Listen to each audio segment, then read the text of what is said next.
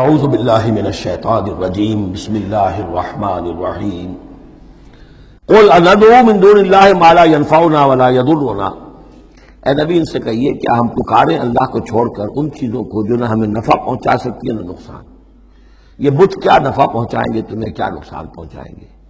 خود اپنی حفاظت کر نہیں سکتے، اپنی مکھیاں اڑا نہیں سکتے، ان کو پکارتے ہو، ان کے سامنے سجدے کرتے ہو، ان کو متھے ٹیکتے ہو۔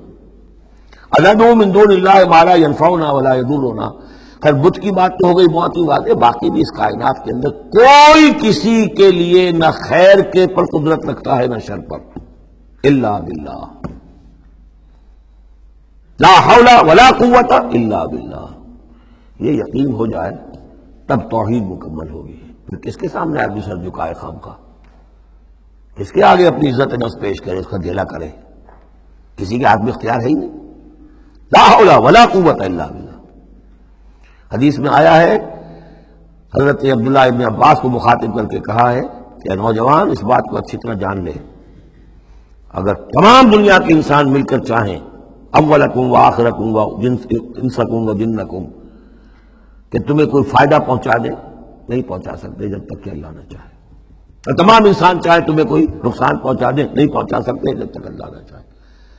تو پھر یک درگیر و محکم گیر پکارو اللہ کو، کسی اور کو پکارنے کا، کسی اور سے سوال کرنے کا، کسی اور سے ڈرنے کا، کسی اور سے التجائیں کرنے کا، کسی اور کا استغاثہ کرنے کا، دہائی دینے کا کیا فائدہ؟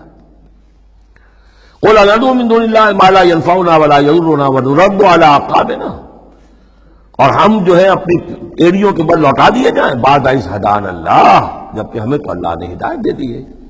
کالذی استہوته الشیاطین فی الارض حیران، کیا اس طرح کے آدمی ہم بن جائیں کہ جن کو شیاطین نے، جنوں نے کسی جنگل میں بیابان میں اس کی مت مار دی ہو، راستہ بھلا دیا ہو، اب اسے کچھ نظر نہیں آ رہا۔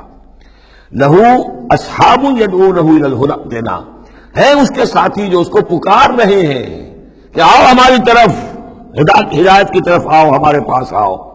قل ان ھدی اللہ ھو الھدی، یہ نقشہ کھینچ دیا گیا ہے جماعتی زندگی کی کتنی برکت ہے۔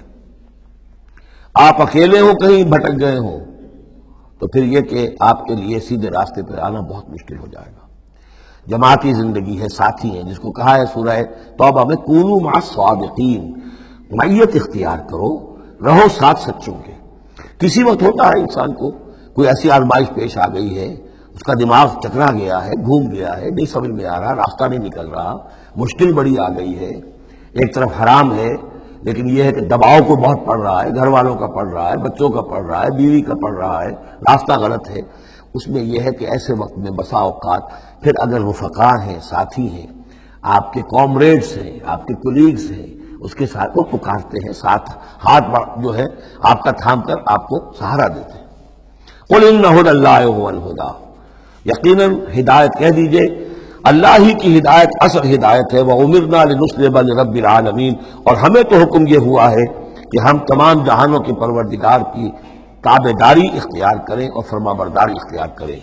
وَنَقِيمُ الصَّلَاةَ وَاتَّقُوهُ، اور یہ کہ نماز قائم کرو اور اس کا اللہ کا تقوی اختیار کرو۔ وَهُوَ الَّذِي إِلَيْهِ تُحْشَرُونَ، اور وہی ہے جس کی طرف کہ تمہیں جمع کر دیا جائے گا۔ وَهُوَ الَّذِي خَلَقَ السَّمَاوَاتِ وَالْأَرْضَ بِالْحَقِّ، اور وہی ہے جس نے آسمان اور زمین بنائے ہیں حق کے ساتھ۔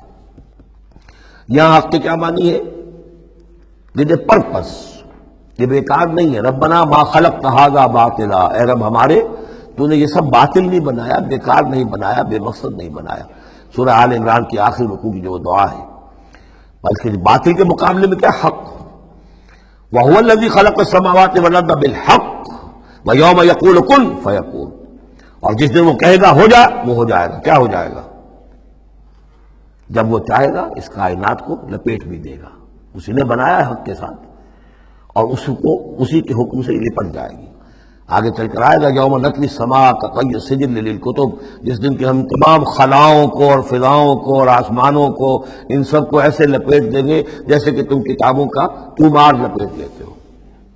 والسماوات مطویات بیمینہ، تمام یہ خلا اور سما یہ سب اللہ کے داہنے ہاتھ میں لپٹے ہوئے ہوں گے۔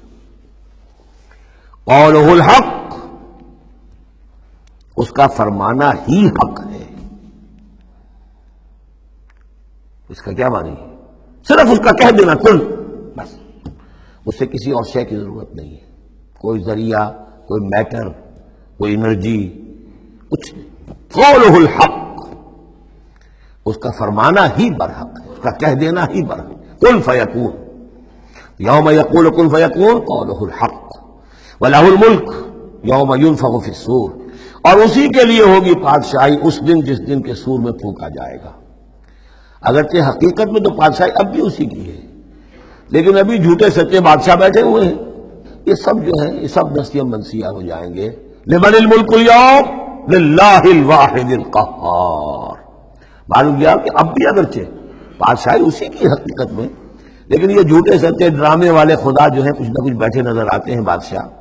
وَلَهُ الْمُلْكُ يَوْمَ يُنفَخُ فِي الصُّورِ، عالم الغیب، وہ تمام غیب کا جاننے والا، والشہادہ، اور کھلی باتوں کا جاننے والا، وَهُوَ الْحَكِيمُ الْخَبِيرُ، اور وہ کمال حکمت والا اور ہر شے سے باخبر۔ صدق اللہ العظیم۔